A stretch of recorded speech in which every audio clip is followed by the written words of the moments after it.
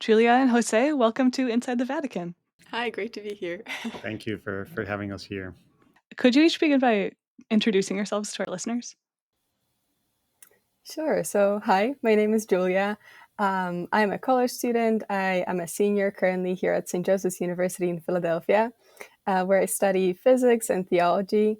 Although I'm originally from Poland, for the past couple of years, I've been involved in synodal proceedings here in the Philly area with SHEEP, which stands for Synodality in Catholic Higher Education in the Archdiocese of Philadelphia. And it's a pleasure to be here. I'm also one of the 10 non-bishop members from North America, a member, a synodal mother, if you will.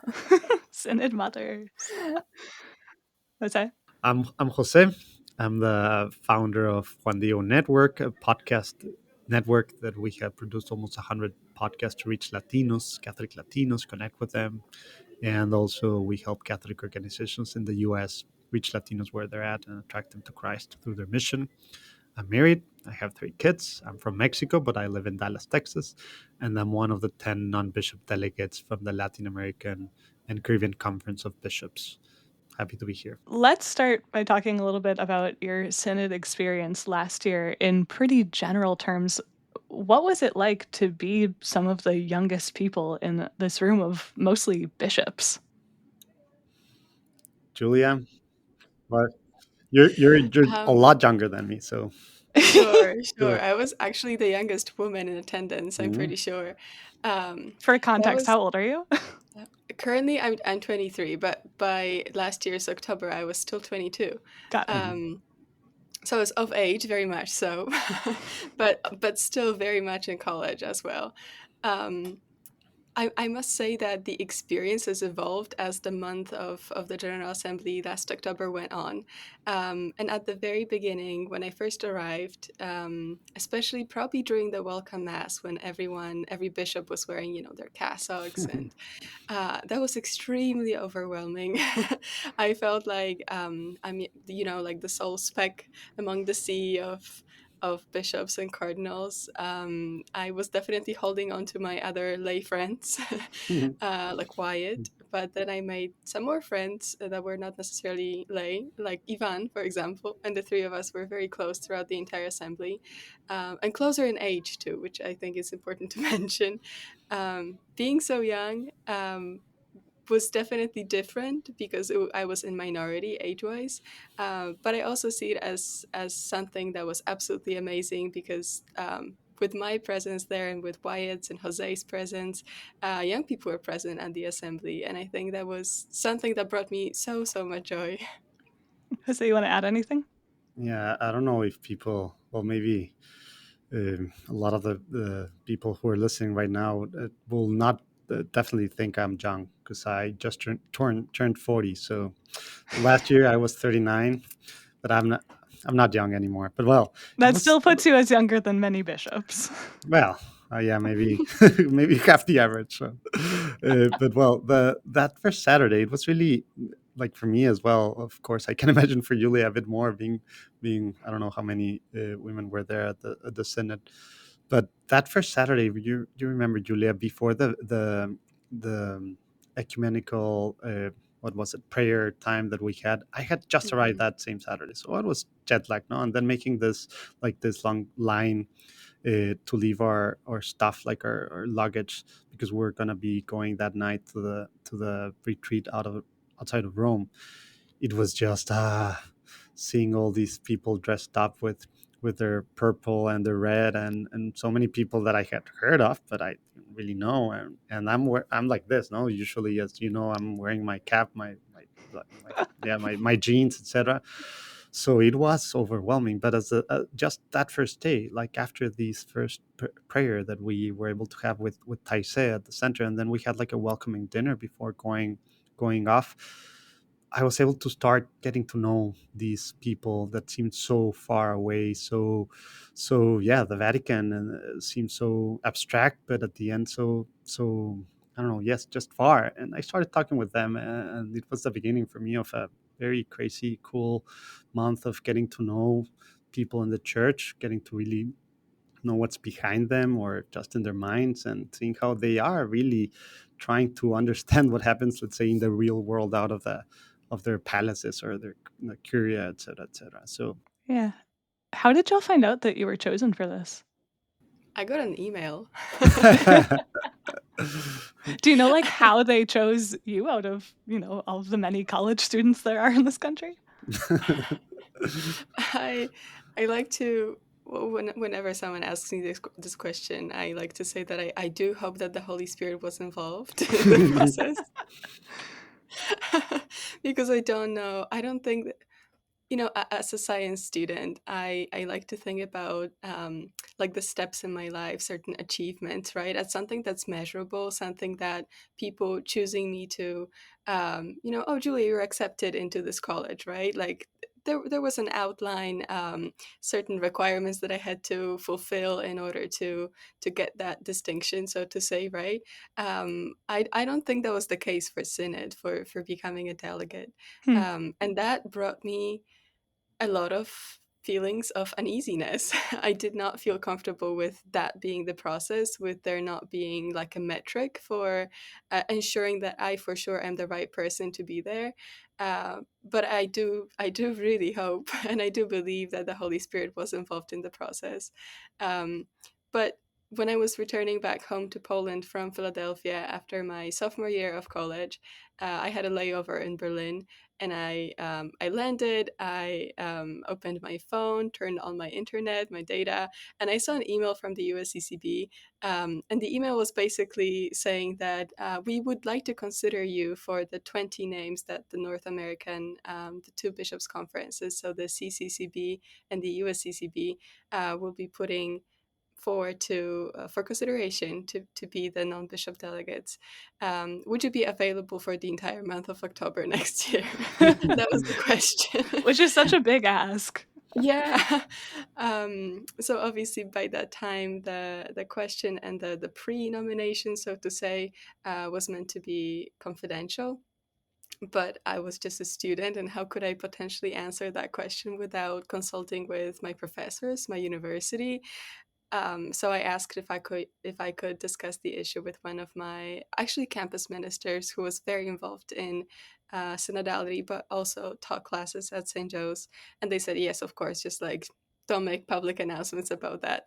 Um, so I figured that I could actually miss an entire month of classes, responded, and then probably like a month or a month and a half later, we all got emails. I don't know, Jose, if you also got an email. I at the end I did receive a sort of a call, but my process was very very different because I've been involved since the first phase of the Synod, trying to listen first of all online, first with three Catholic influencers, and then by the summer of 2022 it was around 250 and was submitted without no one asking us to, but we submitted a synthesis of what we listened online to the General Secretariat of the Synod. And then I don't know, like they started realizing we were listening to the young and to the people that are really in the existential peripheries of the internet, right? Around 31% of those we listened to weren't practicing Catholics, right? Hmm. And the average age was like really young.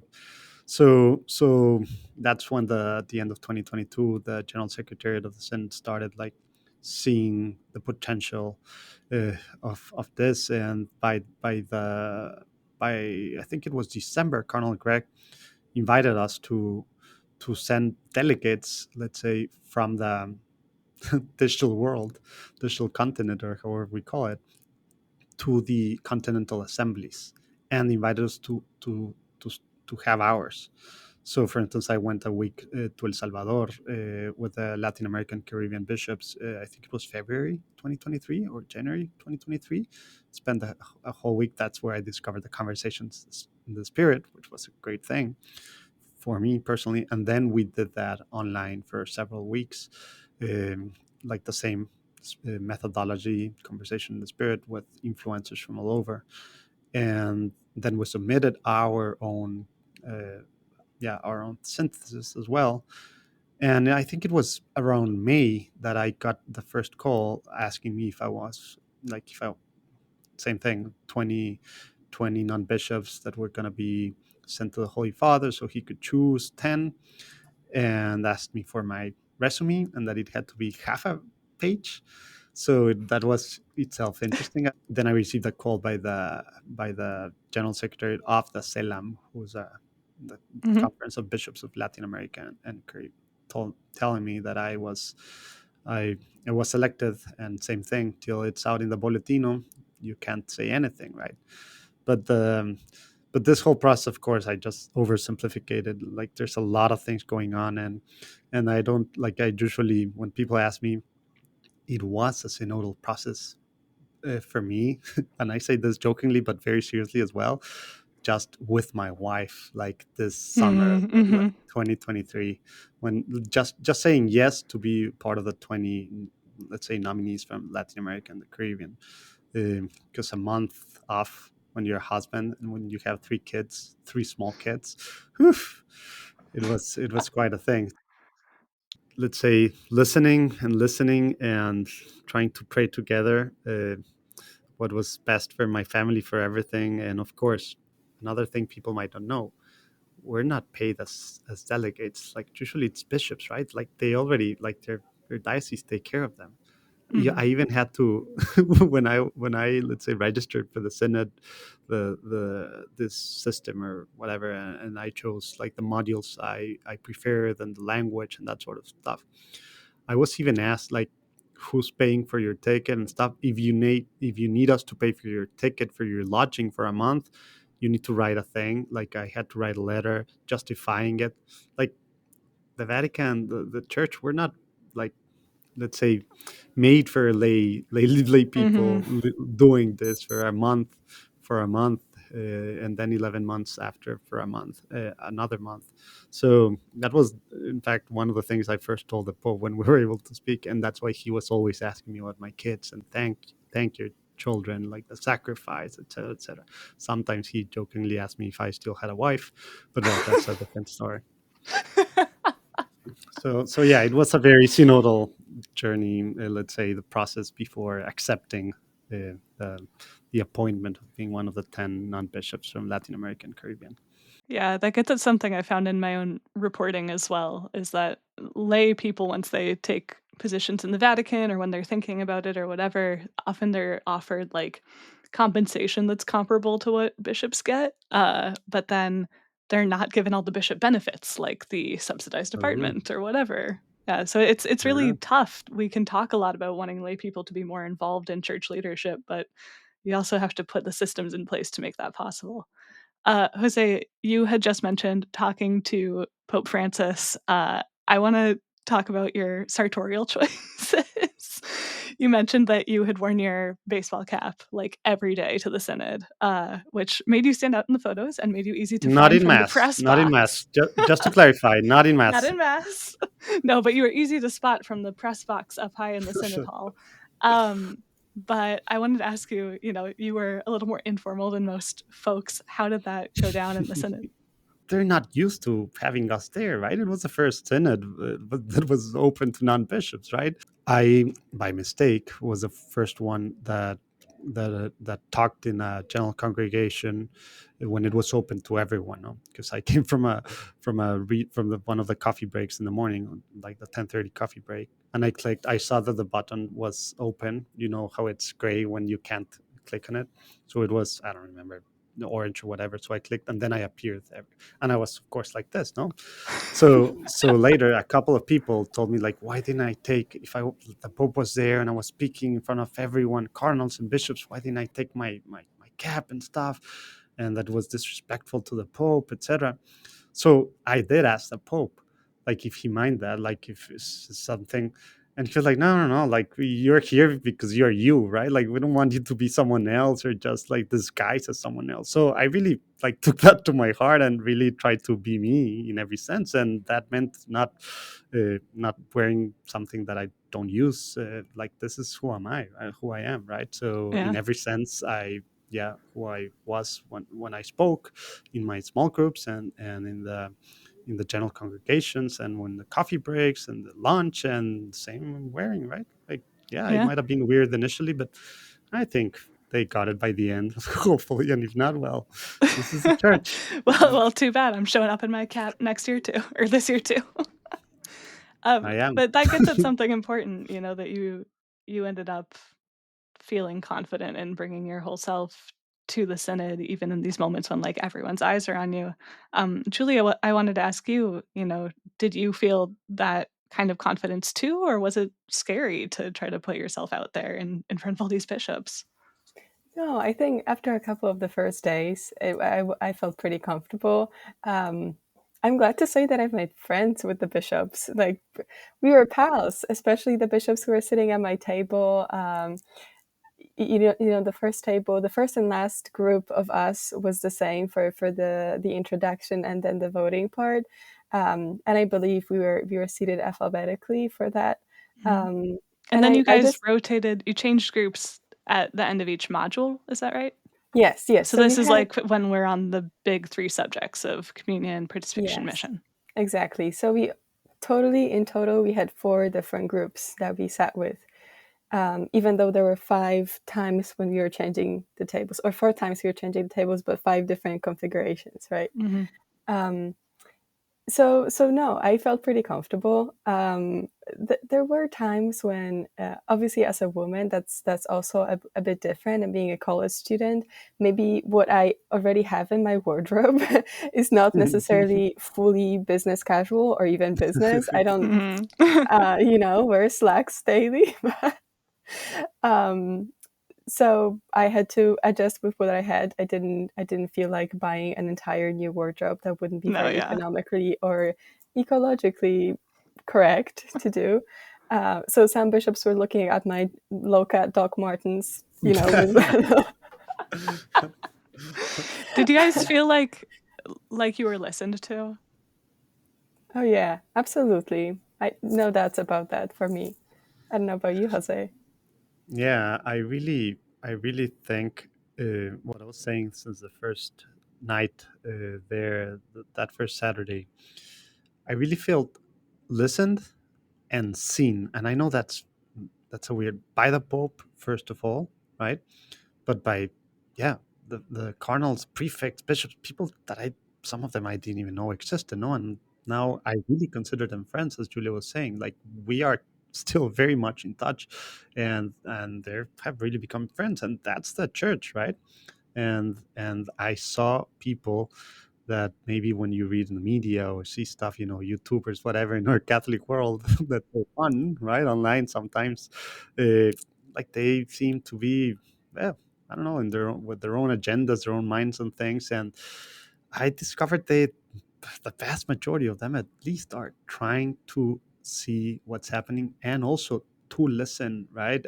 Not just to tell us how to do things. Not at all. Like I realized most of them, the vast majority of them, want to see how life is. For instance, here in Dallas, for a Mexican family, what we're doing online, what's happening, and they're trying, really taking notes and really even rallying around some of these things that we're trying to like the ways that we're trying to respond to a post call to be outside, right, and trying to be there where the people are hurting, etc., etc. So completely, I really have seen, not just during that month, but felt, seen, experienced firsthand listening church in a lot of ways.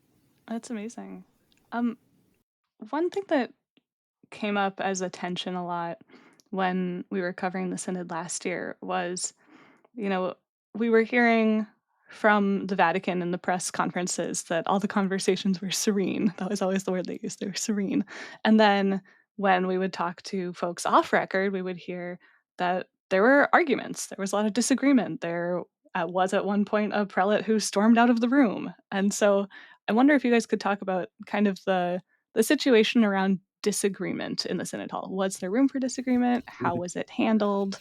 Yeah, what was your experience of that like? In general terms, obviously, I don't want you to like disclose anything that's confidential.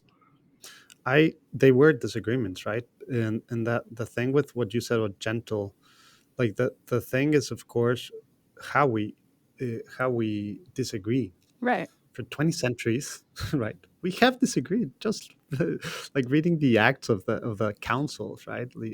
Like in every sense. But at the end, we are one, right? We're called to be one. And this thing about walking together, we have done this for almost 20 centuries. So I saw that happen in a world maybe right now, in a moment in which that's very difficult because of, yeah, it appears we can't be Catholic, right?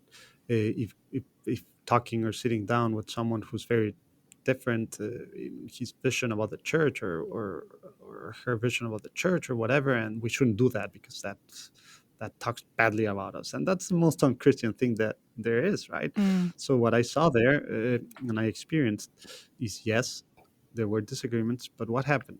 We started every day with prayer. There were there were like, we asked the Holy Spirit in every round, and after listening to each other, to be there with us, right? To guide us, to open our minds, right, our hearts. So yes, of course there were disagreements, uh, but I think it was all in a context of knowing that we are we are discussing things that matter to each of us. Each of us comes from different realities.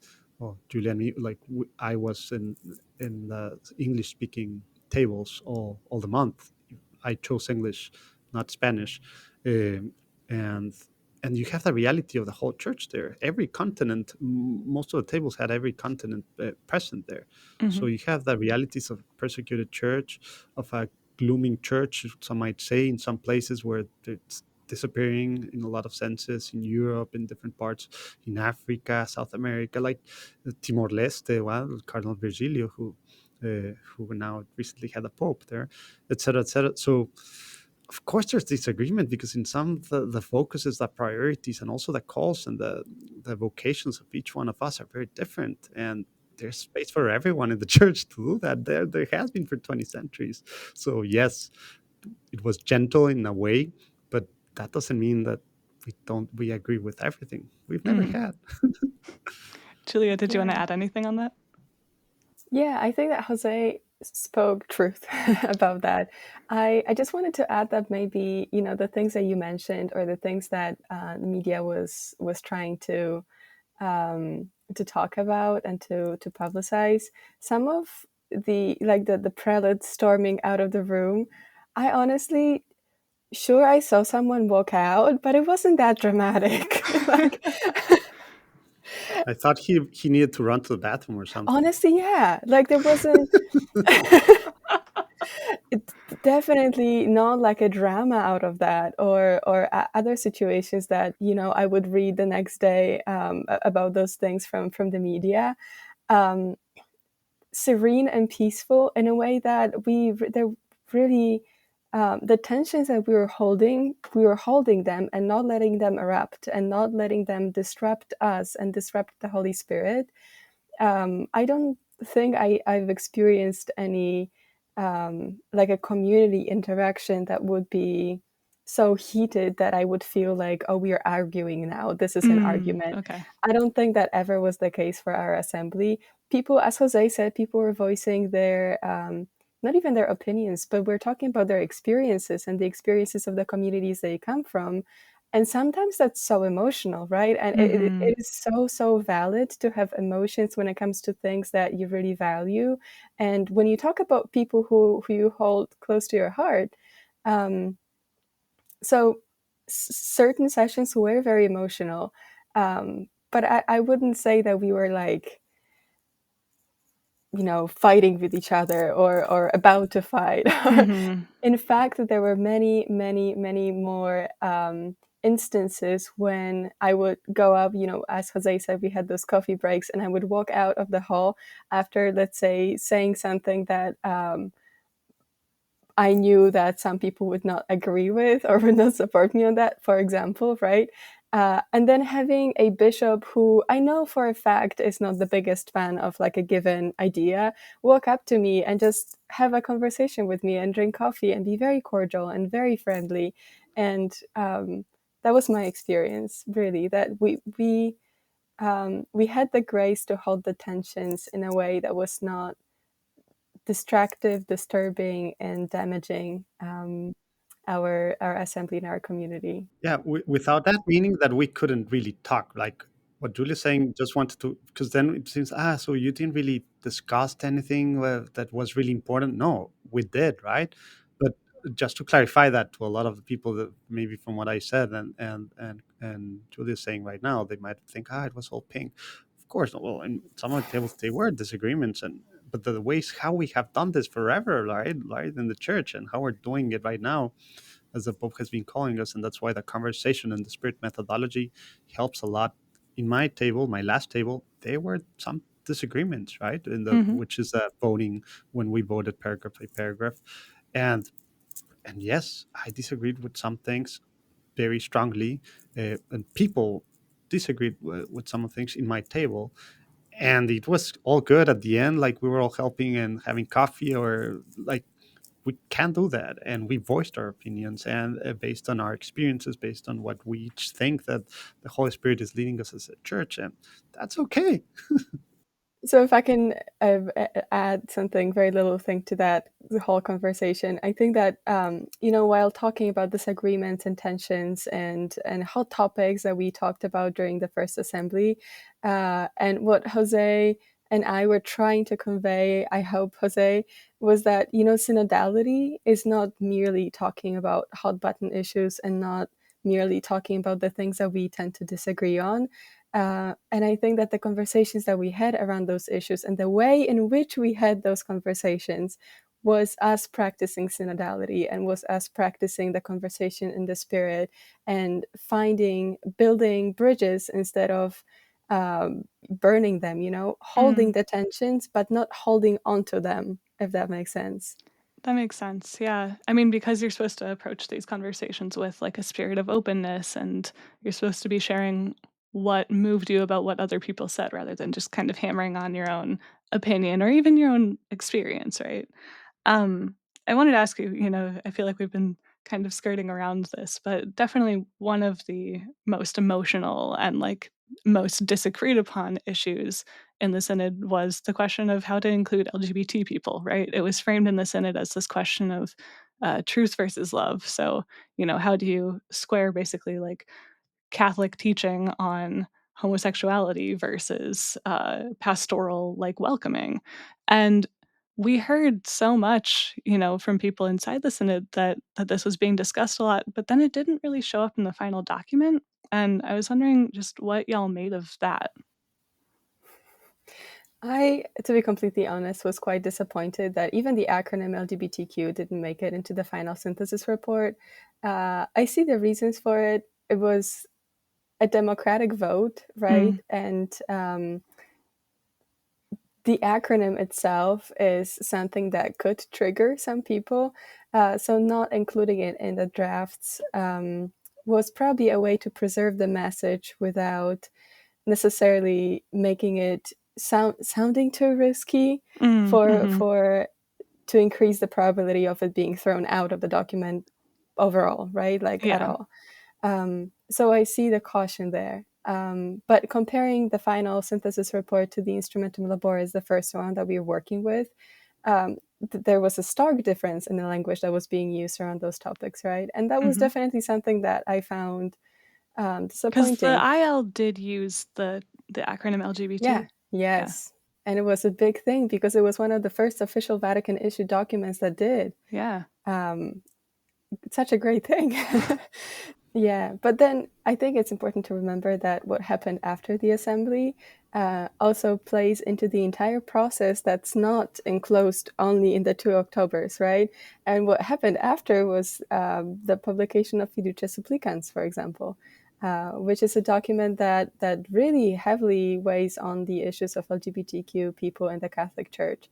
And I have no doubt about it that the publication of it and possibly maybe even the works around that document were influenced by the synodal experiences in the October uh, conversations we had about it. That's really interesting. Jose, did you wanna add anything on that? Yeah, just wanted to. You said the truth versus love thing, and Yeah. I think Father Timothy Radcliffe was very clear since the beginning, since the retreat. We are an and, uh, Like Catholics are and, not A a both and. or, not an or not a versus, right? Like, we're Catholics, yes, the truth, yes, love. Like, it's not, we don't have to choose one, right? And yeah, I think we could go a lot into the reasons and the different things that I heard in my table, at least between that the draft, let's say, and the final voted version, and what happened. And I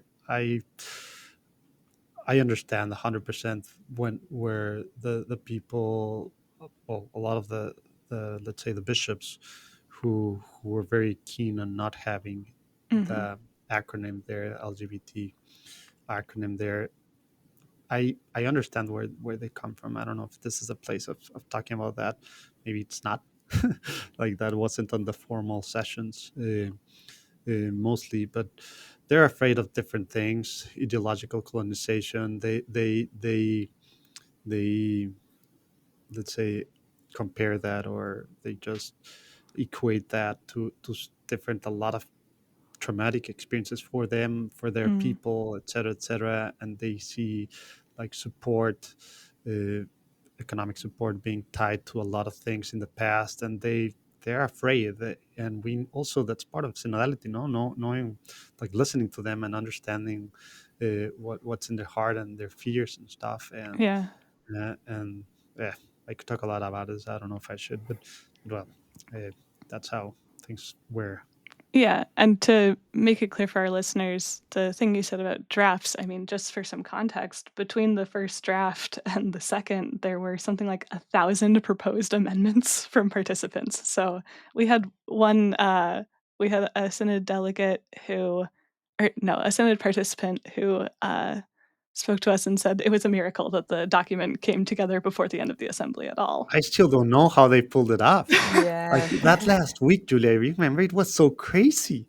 The Like, I schedule saw that, kept like, the people in the changing. commission, exactly, and the people in the commission, like the writing commission, like Paolo, like they didn't sleep for I don't know how many They were days, working right? around the clock. I had a friend on the writing commission who canceled dinner a couple times because he kept getting called in to come in at night. Exactly. Yeah. I Hopefully this this maybe year it's gonna this be brings different. us to our hopes for the next time around. How have y'all come to understand and communicate what synodality is? Because I know this has been such a challenge to kind of make clear to people what it is, and I assume you guys get asked a lot. So since we are on like a Jesuit affiliated platform right now, I feel like my definition is very fitting to the Ignatian spirituality, because to me and my experience and what I have read about the Synod, I would say the synodality is a way of proceeding. So that's like a very Jesuit phrase. Explain what it means just for people who may not be familiar. Yeah, well, so a way of proceeding for the Catholic Church, for our communities, that is the way in which we function, right?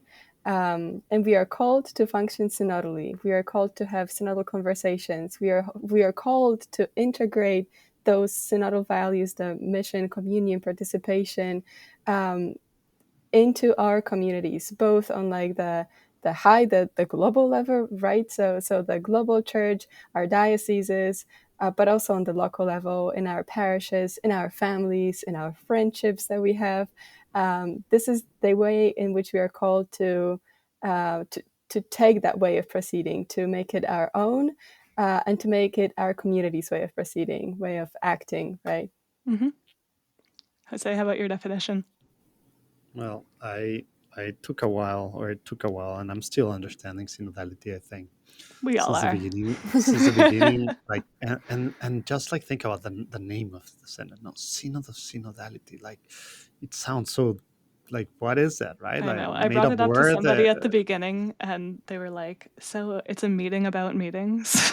Exactly, exactly. So of course people, like, and understandably, I think, like, make fun of just the name, right? Etc. Etc. It's a difficult thing to understand, just by the name, etc. And then, well, I'm in Texas, right? And I get invited to speak some certain places, or I go to, I don't know, Catholic events, and people start asking, no, why do we need to listen? We have the truth. So I love Mm. engaging. I love engaging with with that question, because at first, like, man, like, yeah, like, if you don't know enough or you don't understand synodality, of course that's a way of thinking. Like, what do we need to listen? Are we changing because people tell us? Are we changing our faith because what the world tells us to do something? No, that's not the point, of course, of synodality.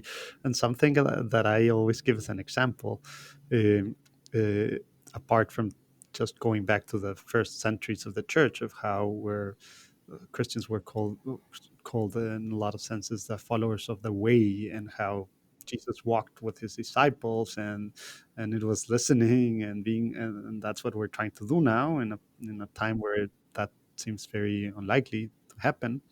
The thing is, you go to the doctor, right? This example was one of the first things that made me understand a bit more synodality. I don't know, like 2022, summer of 2022, maybe the beginning of 2022. Monsignor Lucio, secretary of the Communication Psychiatry of the Holy See, just like, when you go there to the doctor, he doesn't see you and he doesn't start telling you what you need to change, do all the medicine, all, like, everything. Like, he doesn't, like, no, he has to listen. He's listening, and he needs to see what hurts, what are your habits, what are you eating, what are you doing, what, and then, like, he'll give you some advice, and of course recommend and change this, that you have to exercise more, sleep more, do this, leave junk food, like, all that stuff. But at the end, like, of course we decide, free will, etc., etc. So when the church is listening, like, we need to hear to the cry of the people of today, the cry of the people that are wounded in the existential peripheries of our times, which that means a lot of different things now. And and it seems that we haven't done that correctly, at least, or we're not doing it enough, and that's what we need to start doing. So, I don't know. I give different definitions of synodality depending on who asks, really, because synodality is a lot of things, and what I'm afraid of, it's also becoming a sort of a buzzword in anything, and I'm afraid that can make it really lose its meaning, or just like, okay, next pope, yeah, let's find the next buzzword. Hopefully it's not, because as Julia was saying, we need to do this in every level of the church. Yeah. It's Mm-hmm. so great. You were talking about kind of this image of walking together, especially as like how Jesus walked with people and how Jesus taught through dialogue all the time. I wanted to ask about your own journeys because I know that, the spiritual life is never walking in the straight line, right? It's often kind of roundabout, at least in my experience. And yeah, so I wanted to ask, how has this process of being involved in the synod? I know you've been involved for different lengths of time, but how has it affected your own faith life and spirituality? Hmm. For me, I got involved at the very beginning when the listening sessions on the local level have started. And up until the continental stage, I was around students and professors and staff members and very much in the academic bubble. Um, I never participated in any parish listening sessions until I already got involved and we were already in the second stage of local listening. Um, and then I think that every stage really brought something new. Um, but the biggest outcome, I would say, of this entire experience so far for me was the being humbled. In a way, I loved how Pope Francis, during one of our assemblies, he talked about our current state of knowledge, and he was quoting Pope Benedict, and I don't want to be quoting him because I don't remember, but I will be paraphrasing. He was talking about how our state of like knowing who God is, this is not monolithic, nor is it complete. That God's revelation is continuous, and God continues to reveal God's self to us through other people, through community, uh, through prayer, right? We always have to be constantly listening to the Holy Spirit and to each other, to the Holy Spirit moving within us, right? So meeting with people who had different, and I don't want to say held different beliefs, because where do beliefs come from, right? Our experiences and how what situations we were put in. Nobody believes something just because someone else tells them to, right? You have to have the conviction. So really sitting down and listening to people who had different experiences than mine. And that was most of the people I sat with, right? Because Yeah, right. because we were so diverse, was extremely humbling. Really realizing that, oh, I never thought about this in this way, or oh, I have never experienced what you're talking about, but that sounds horrible, or what you're talking about, the way your parish functions, right, or the way what you experienced in your local community is so inspiring, and I wish for my community to function this way too, right? Mhm. But I would have never thought about it on my own. So the Yeah. value of community, how humbling it is to me, my own presuppositions, how much cleansing do I have to do to truly be able to listen to the Holy Spirit and not just be locked into like my agenda and my very monolithic understanding of the world. And appreciating the value of diversity. The first Instrumentum Laboris, I think, said that diversity is our treasure trove. Yeah, for me, the thing about listening, like, yeah, it sounds cool in a lot of senses. And when you're, of course, married and have kids and stuff, at least for me, like, I started understanding a bit more what listening is. But there's ways of listening, right? And what I discovered was the thing was a listening that really impacts me in several ways. Like, yes, I'm open to the others people, what the other people are saying, open for it to impact my way of seeing, thinking, doing things, and also, like, yeah, even on, like, important things, or things that I thought were important for me in a lot of senses. And that's very hard, no? And we had a whole, and it's tiring, like that month. And well, it was all day long of listening, Mhm. like all day long, Monday till Saturday, right? We finished at 7:30 p.m. every day. Well, Saturdays, most Saturdays, it was just half a day, but And usually but you're going out to dinner with people afterwards, and, like, well, of that's course, yeah. dinner or drinks or Yeah. everything, right, Colleen? Jose and I may speak from experience here. Yeah, Yeah, but long what days. like that listening, like, I've tried to bring it on to my normal, let's say, life, this last 11 months in so many senses. It's very, I'm tempted, the work that we do, try to convince people this is the way of doing things, and please see Latinos, and we're losing, like, what we do with our ministries and stuff. And it's trying to convince people, and the approach is trying to listen, see where people are at, and starting from there. Like, it's a very different, and walking from where they're at, not with a very clear thing in mind, need to change them, but the opposite, like, try to understand where they're at, and of course pray with them, and see together, something walking where they, or the organization, ministry, diocese, whatever, should walk to, or could walk to, towards, uh, more in regards, I'm thinking, Latinos, the work, that we do. But also, like, that has been very, like, yeah, it has changed a lot of the way I'm approaching things in my day to day with people, and also the praying. So we used to, well, we prayed before every meeting, or, already, here in, well, Juan Diego and Co, Juan Diego Network, everything that we do, um, but asking the Holy Spirit to open our our hearts, and not just see things in our minds, and not just see things as a strategy, a tactic, a to do, a Mhm. plan, but yeah, the Holy Spirit can change whatever, do its thing, and we need to be open to that, and having also that changes everything, and it's being, uh, at his mercy, right? Surrendering to to God, and that's difficult. That's very difficult. But at least I experienced that last month, for a whole month, almost every day, right? And it has changed my spiritual life and way of dealing with things in my work, and with the people I'm with, right? Mhm. Definitely. And that echoes what I've heard from other Synod participants. They say that they've been moved to incorporate more of this listening in their regular lives, and in a more intentional way than they may have before. Hmm. Um, you did mention the long days, and this brings me to Mm. my next and maybe last question, which is, The you coffee. know, And we will talk about the copies separately. I know you want to write an article about the story. It will be a fun story about how the one thing that everyone at the Synod can agree on is that the copy's bad.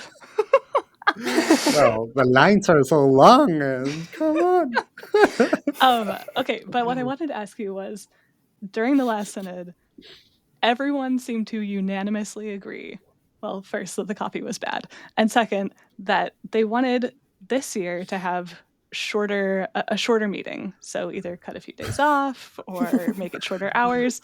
And as we have learned, that is not going to happen despite the request being made many times by many people. So I want to throw to y'all, what would you like to see different in this Synod? What do you think could stand to change? Well, first of all, like it's going to be a very different. Just but the instrumentum laboris is very different, right? And the way that we're supposed to, everyone, like all the tables, we will be focused on the same things all the time, which wasn't the case. We chose different modules or sub modules of B1.1, B2, or Yeah, B3 or everyone whatever. last year got to choose different parts of the big questions, and they were placed in groups to discuss those kind of sub parts. And this year, you're saying it's going to be everyone's focusing on the big questions solely. That's what I understand. And so that's going to be different just by itself, right? I don't understand how a lot of things will, because last March, the Pope like took out, let's say, his 10 priorities from the first session. Right, the issues he has assigned to 10 study groups, which some have criticized as a way to take hot button issues off the table. Yeah, but the thing that's the thing. Like people are expecting, like maybe on on the both sides of this, let's say, ideological Catholic spectrum, like this thing called the Synod supposed to fix things or to decide on things that will. The Pope has been very clear since the beginning, but it doesn't seem like people want to read what he actually say, no, about what Mhm. is this for. That's why the weird name on Synod and Synodality. We're not supposed to fix, change, adjust. Like that's not where it's just an advisory body to the Pope. The Pope will decide. If so, what comes into the post-synodal exhortation, right? But we need to see how, like, the important thing is how to synod, how Mm. to listen to each other, the Holy Spirit talk, like be sitting down despite our differences, despite our whatever. That's the most important thing. So yes, that's why the 10 groups, the study groups, are focusing on things that might be contentious or are very important already and need a path forward. And I think it was the right move. But then I see the instrumental laboris. I'm like, okay, yes, like it seems like some things are missing on this, but I keep having to remind myself, like, what's the point of this? What is the Pope? Why did the Pope think this was important?